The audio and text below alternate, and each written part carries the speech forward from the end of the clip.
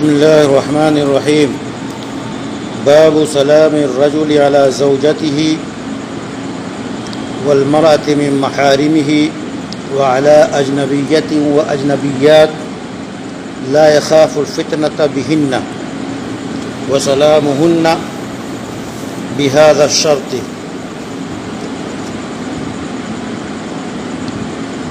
مرد اپنی بیوی کو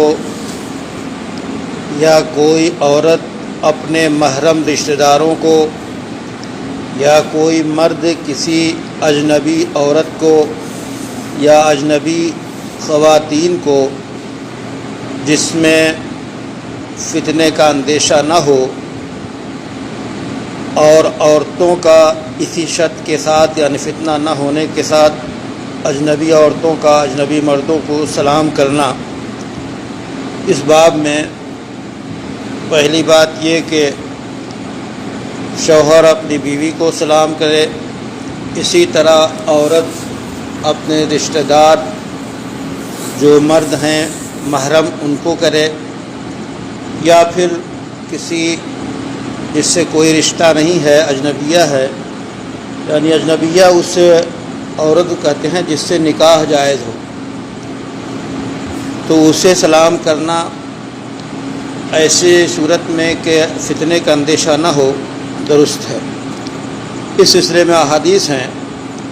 عن سہل بن سعد رضی اللہ عنہ قال كانت فينا امرأة وفي رواية كانت لنا عجوز تأخذ من أصول الطلق فتطرحه في القدر وتكرر حبات من شعر فإذا صلينا الجمعة وانصرفنا نسلم عليها فتقدمه إلينا. رواه البخاري.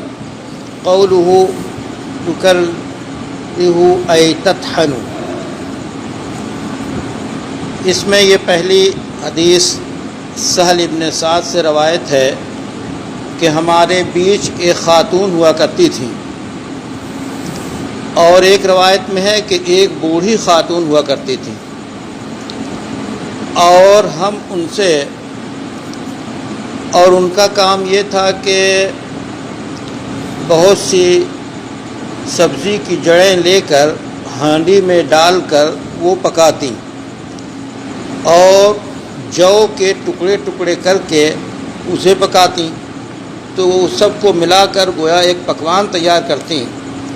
اور ہم نماز پڑھتے جمعے کی نماز پڑھنے کے بعد ہم جاتے تو ہم انہیں سلام کرتے اور وہ ہمیں پیش کرتی، یعنی جو انہوں نے پکایا تھا. گویا ان کی ایک عادت تھی کہ اس طرح کی سبزی اور جو ملا کے ایک پکوان تیار کرتی تھیں. یہاں اصل بتانا مقصد یہ ہے کہ وہ خاتون اجنبی خاتون تھیں، ہم ان کو سلام کرتے تھے. تو ایک اجنبی مرد اجنبی خاتون کو سلام اس وقت کر سکتا ہے جب کہ فتنے کا اندیشہ نہ ہو. اب ظاہر ہے یہاں بوڑھی خاتون تو اس میں فتنے کا اندیشہ نہیں ہے. وعن ام ہانی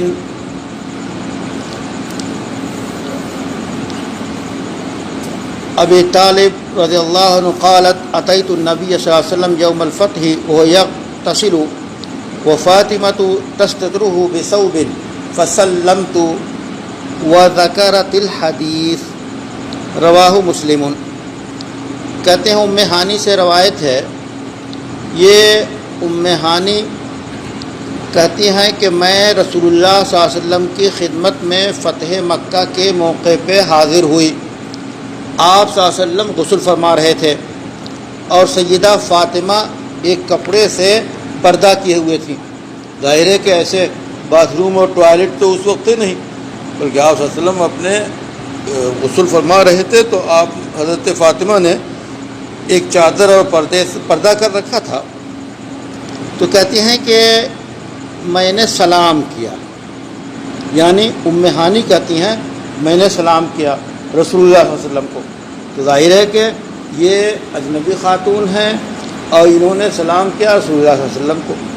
تو اس سے بھی محارم اور پھر ان سے رشتہ بھی تھا حضرت ابو طالب سے، ان کا رشتہ تھا، تو اس طرح آپ کے رشتے میں بھی یہ تھی. تو اس طرح ایک خاتون اپنے محارم کو یا اپنے رشتہ داروں کو اور اسی طرح اجنبی کو جبکہ فتنے کا اندیشہ نہ ہو سلام کر سکتی ہیں.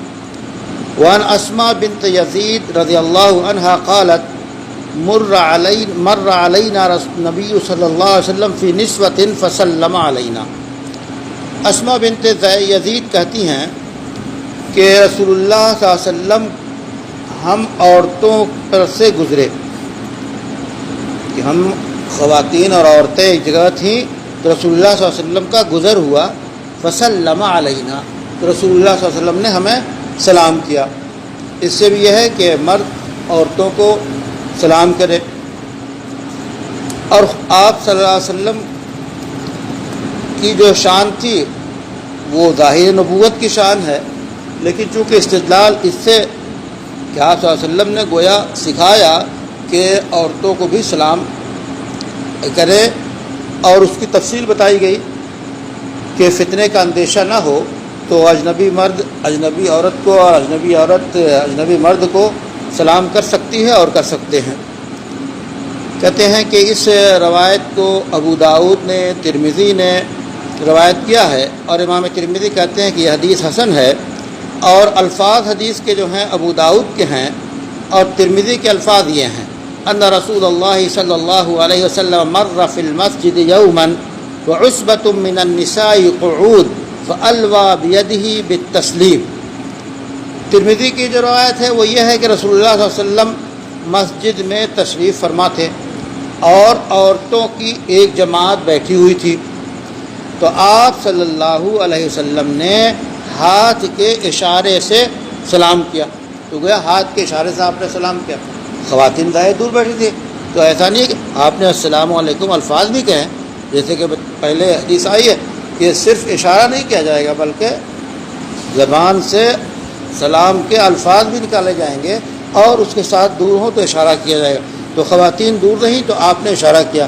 اس سے پتہ چلا کہ آپ صلی اللہ علیہ وسلم نے خواتین کو اور عورتوں کو سلام کیا. تو اس میں امام نووی نے جو اس سلسلے میں عنوان قائم کیا ہے وہ پہلا ہے یہ کہ شوہر اپنی بیوی کو سلام کرے. ظاہر ہے باہر سے آئے تو سلام کرنا چاہیے. اسی طرح بیوی جو ہے اپنے شوہر کو سلام کرے. اس کے بعد دوسری بات یہ کہ عورتیں اپنے محرم رشتہ داروں کو سلام کریں. محرم رشتہ دار وہ ہیں جس سے نکاح نہیں ہو سکتا، بھائی ہے، چچا ہیں، ماموں ہیں، تو وہ رشتے جس سے محرم کہلاتے ہیں انہیں سلام کرے. اس کے بعد چوتھی بات یہ ہے کہ کسی ایسی خاتون اور ایسی عورت کو سلام کرنا جس سے جو ہے اجنبی ہو، یعنی اجنبی کا مطلب یہ ہے کہ وہ اس سے نکاح ہو سکتا ہو، یعنی نکاح اس سے حلال. مثلا جو ہے ہمارے معاشرے میں خالہ زاد، ماموں زاد، چچا زاد بہنیں ہیں، تو ظاہر ہے کہ یہ سب بہنیں ضرور ہیں، لیکن چچا زاد بہن سے، خالہ زاد سے، ماموں زاد سے، پھوپھی زاد سے، ان تمام بہنوں سے نکاح جائز ہے، تو وہ اجنبی ہیں ہمارے لیے. اسی لیے پردے کے جو احکام ہیں جو اس کو باقی رکھنا چاہیے، خلوت اور تنہائی نہیں اختیار کرنی چاہیے. اور ایک لحاظ جو ہے ظاہر ہے کہ ہندوستان کے معاشرے میں گھر جو ہے چھوٹے ہوتے ہیں، سب لوگ بالکل الگ الگ رہ نہیں سکتے، تو ملا جو مخلوط خاندان ہے، ملے جلے گھرانے ہیں، اس میں سب لوگ رہتے ہیں، تو اس میں اس کا لحاظ رکھنا چاہیے کہ جو شریعت کے حدود ہیں وہ باقی رہیں. تو اب سلام ان میں ایک دوسرے کو کر سکتے ہیں جبکہ فتنے کا اندیشہ نہ ہو. یہ مختلف احادیث اس سلسلے میں نقل کی گئیں اور یہ باتیں اس سے نکلتی ہیں. باب تحریم ابتداء الکفار بالسلام وکیفیت الرد علیہم واستحباب السلام علی اہل مجلس فیہم مسلمون وکفار. اب یہ عنوان قائم کیا امام نووی نے کہ کیا ہم کافروں کو ابتدائی طور پہ سلام کر سکتے ہیں، کافروں کو سلام کرنا مسلمان کی طرف سے، یا کافر اگر سلام کرے تو اس کا جواب کیا دیں. اسی طرح ایسی مجلس جس میں مسلمان اور کافر سب لوگ ہوں، یعنی ملے جلا مجمع بیٹھا ہوا ہو، تو اس مجلس پہ سلام کرنا مستحب ہے۔ تو یہ چند باتیں ان احادیث سے نکلیں گی۔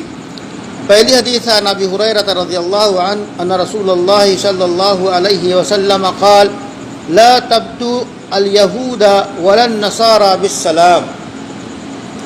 آپ صلی اللہ علیہ وسلم ابو ہریرہ سے روایت ہے کہ آپ نے فرمایا یہود اور عیسائیوں کو، یہودیوں کو اور عیسائیوں کو سلام میں ابتدا نہ کرو، یعنی کوئی یہودی آئے تو اس کو سلام نہ کرو، اور عیسائی بھی آئے تو اسے سلام نہ کرو۔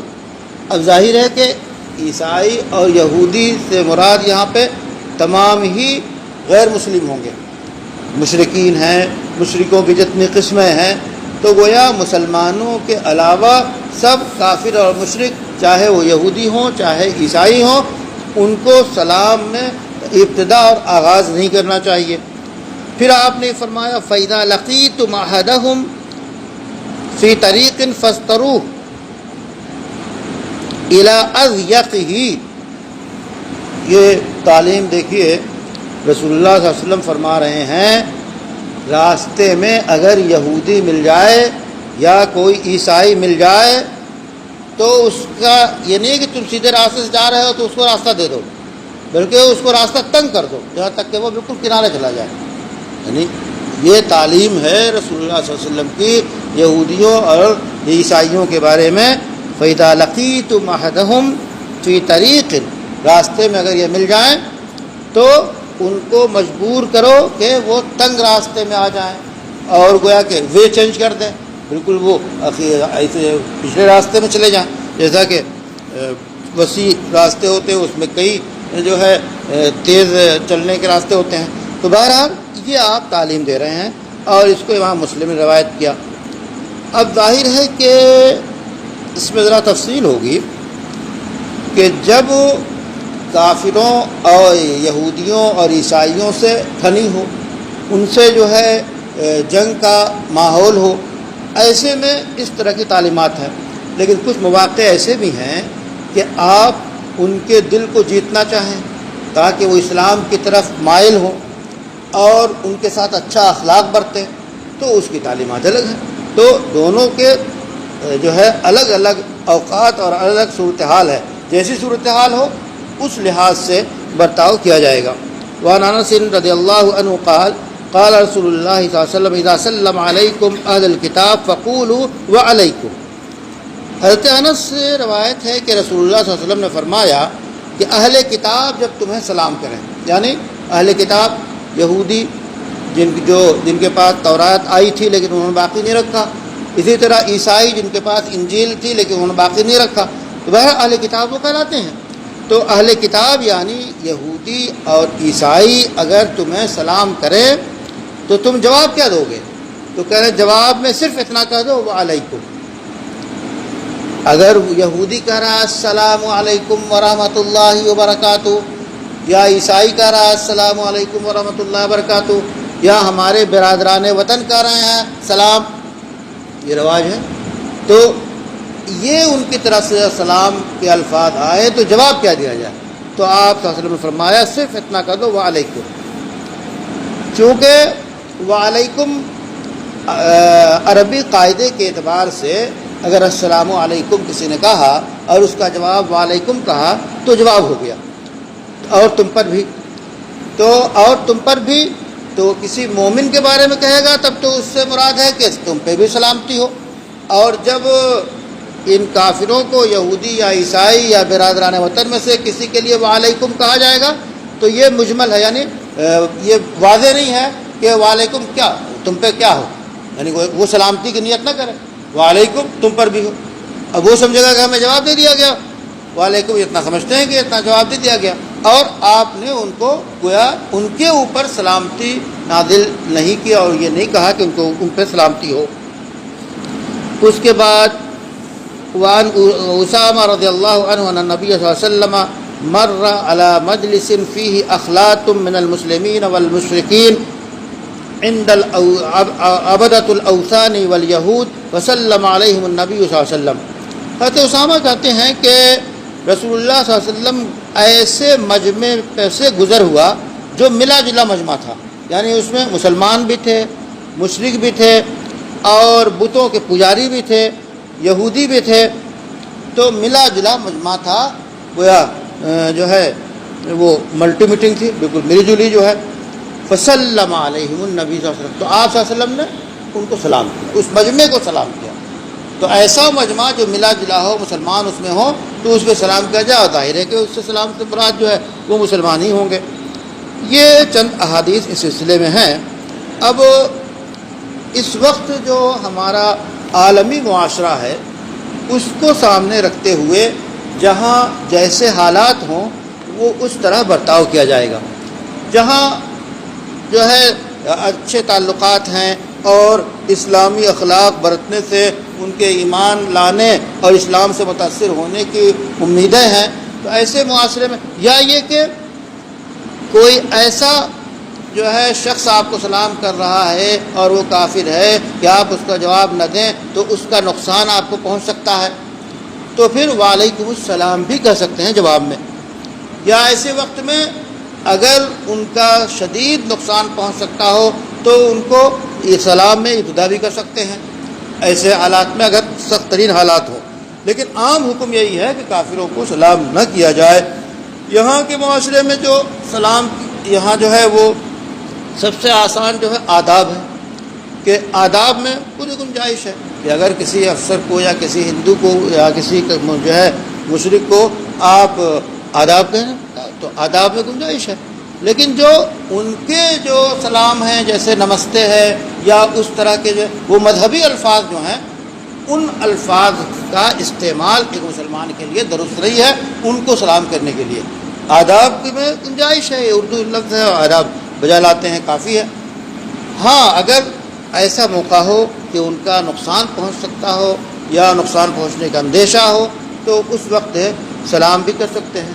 بعض جو اسلامی جو ہے وہ قوانین کے ماہرین ہیں فقہا اس دور کے، وہ یہ کہتے ہیں کہ اگر کسی کافر کو آپ سلام کر رہے ہیں تو یہ وہ سلامتی نہیں ہے جو مسلمانوں کے درمیان رائج ہے، بلکہ تمہیں سلامتی ہو کفر سے، کہ تم محفوظ ہو جاؤ کفر سے، شرک سے، اور تم کفر اور شرک سے بچ جاؤ، اس طرح نیت کر کے جہاں اس طرح کے مواقع ہوں تو سلام کے الفاظ یا تو کہہ سکتے ہیں یا جواب دے سکتے ہیں۔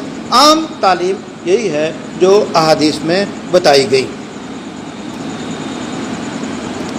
باب استحباب السلام اذا قام من المجلس وفارق جلساءه او جلیسه، یہ عنوان قائم کیا ہے امام نووی نے کہ جب کسی مجلس سے اٹھے یا اپنے دوستوں سے جدا ہو تو سلام کر کے جدا ہو۔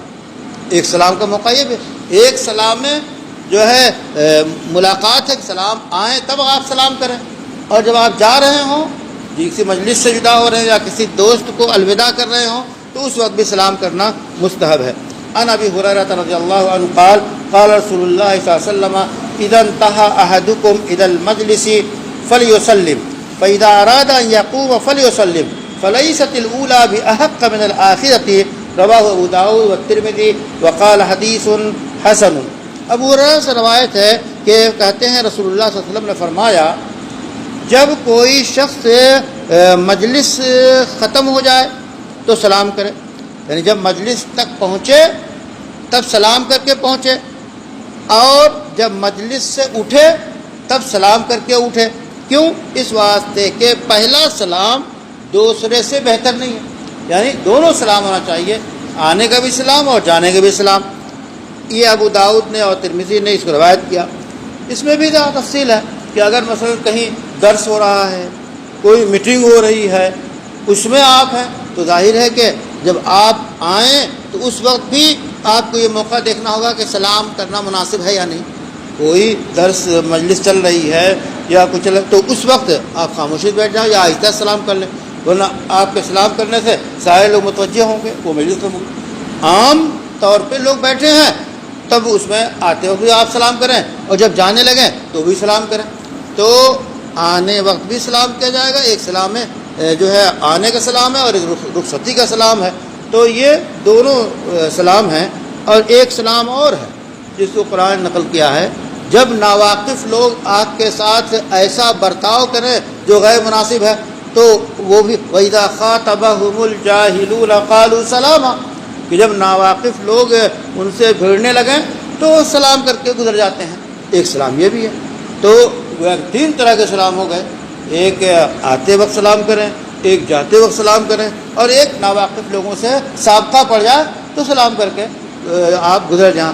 وَإِذَا مَرُّوا بِاللَّغْوِ مَرُّوا كِرَامًا، کہ باعزت جو ہے بیہودہ چیزوں سے شرفا جو ہیں گزر جاتے ہیں۔ تو یہ ہیں سلام کے کچھ آداب جو ان احادیث میں بیان کیے گئے ہیں۔ اللہ تعالیٰ سے توفیق دے کہ ہم ان پہ عمل کریں اور اس کے مطابق زندگی گزاریں۔ ربنا تقبل منا انك انت السميع العليم وتب علينا انك انت التواب الرحيم۔